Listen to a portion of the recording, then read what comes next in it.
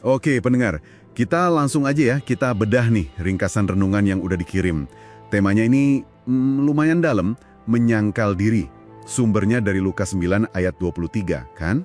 Betul, ayat yang terkenal itu. Iya, yang Yesus bilang, setiap orang yang mau mengikut aku, ia harus menyangkal dirinya, memikul salibnya setiap hari dan mengikut aku.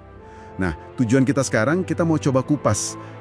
Apa sih sebenarnya makna di balik kata-kata ini menurut catatan yang kita punya ini? Kita gali intinya bareng-bareng. Sip, yang menarik dari sumber ini ya, gimana dia coba mendefinisikan ulang sebuah tindakan yang sangat fundamental gitu. Ini kan inti dari ikut Kristus.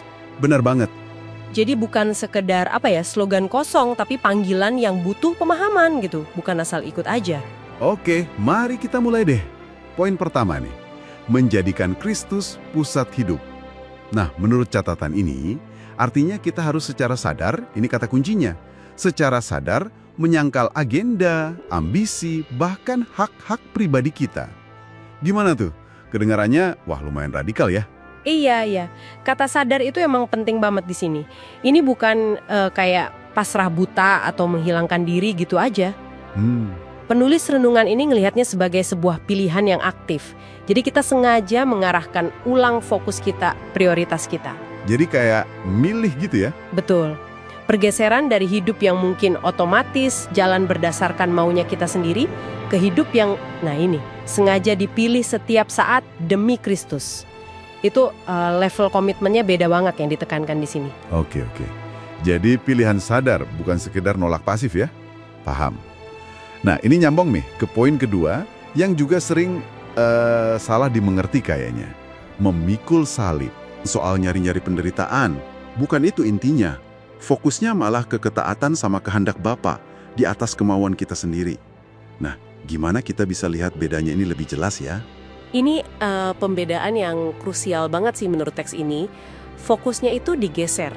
Dari akibatnya, yaitu penderitaan yang mungkin aja muncul ya, ke keputusannya, yaitu milih buat taat. Oh, jadi kepilihannya ya? Iya. Jadi salib dalam konteks catatan ini, itu kayak simbol ketaatan yang mutlak itu sendiri. Ngikutin teladan Kristus. Penderitaan, ya mungkin aja jadi konsekuensi dari ketaatan itu. Tapi bukan itu yang dicari. Yang dikejar itu keselarasan sama kehendak Bapa, gitu kira-kira. Menarik. Jadi intinya ketaatan, bukan penderitaannya. Tapi, bukannya dalam praktiknya kadang susah ya bedainnya? Gimana tuh maksudnya? Ya, antara penderitaan yang emang buah ketaatan yang ya udah harus diterima, sama penderitaan yang mungkin sebetulnya nggak perlu atau malah harusnya kita hindari gitu. Apa sumber ini ngasih semacam panduan gitu soal ini? Nah, sumber ini nggak secara eksplisit ngasih, katakanlah rumus gitu ya buat bedainnya, tapi penekanannya di ketaatan pada kehendak Bapa itu kayaknya menyiratkan perlunya discernment pribadi. Kita perlu peka terus. Jadi kembali ke diri sendiri lagi ya? Iya, kuncinya balik lagi ke motivasi kita. Apakah tindakan ini dasarnya emang cari kehendak Tuhan, sesuai pemahaman iman kita, relasi pribadi kita, atau malah didorong sama keinginan diri sendiri?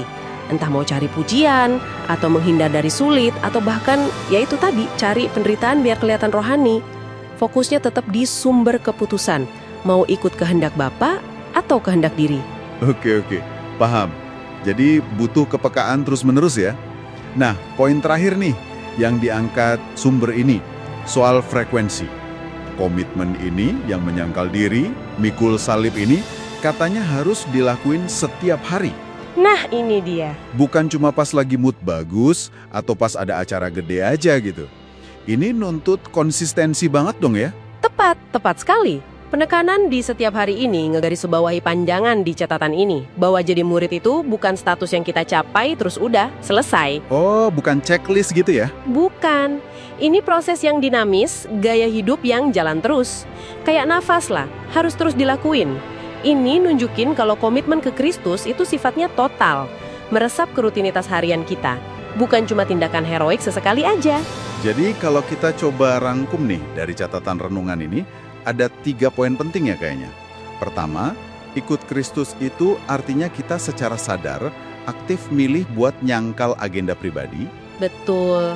Kedua, mikul salib itu intinya soal ketaatan sama kehendak Bapa, bukan nyari-nyari sengsara. Iya, fokus di ketaatan. Dan ketiga, semua ini bukan komitmen sekali waktu, tapi tanggilan buat dijalani setiap hari secara konsisten gitu ya. Persis. Dan ini mungkin bisa bawa kita ke satu pertanyaan buat direnungkan lebih lanjut nih sama pendengar semua.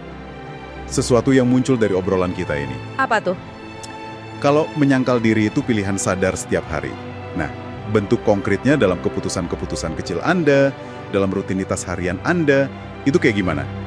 Gimana konsep yang kedengarannya gede ini bisa diterjemahin jadi tindakan nyata sehari-hari? Ya, menurut pemahaman Anda masing-masing setelah dengerin ini. Wah, pertanyaan bagus itu buat direnungkan.